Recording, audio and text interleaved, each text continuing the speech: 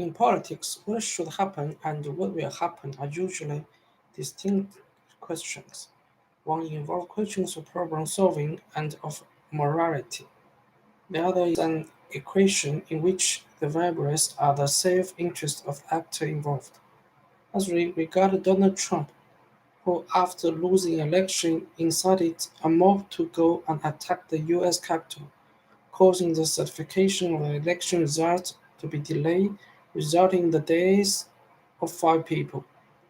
What should happen is fairly clear.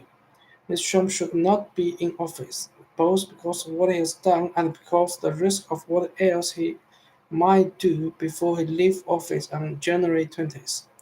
What will happen is a different matter. To think that through, it happens to look at the self-interest of those who had the power to remove presidents. The quickest easiest thing would be for Mr. Trump to resign.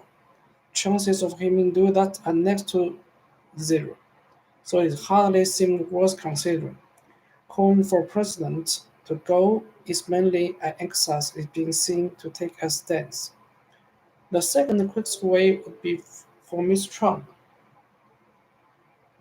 to be removed under the 25th Amendment to the American Constitution.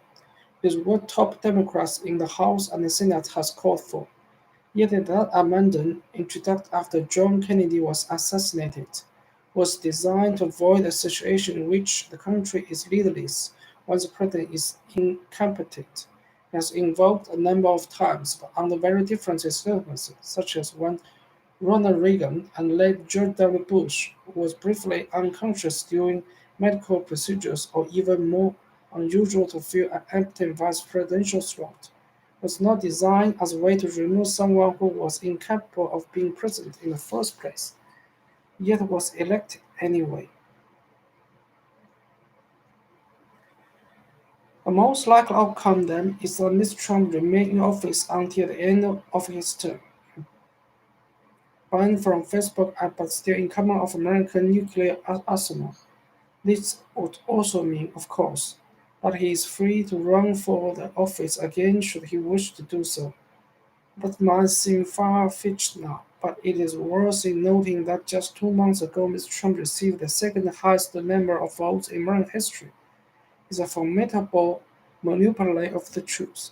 Some of his fans are really saying that his violence at the Capitol was carried by far-left Antifa radicals dressed up as Trump supporters. Far easier to accept a non-essential explanation like this, or to be minimized Mr. Trump's role in the whole affair than to accept your vote for someone who invited a bunch of thugs into the US Capitol, all of which leave many Americans hoping for the best over the next 12 days, unable to do much to prevent the worst.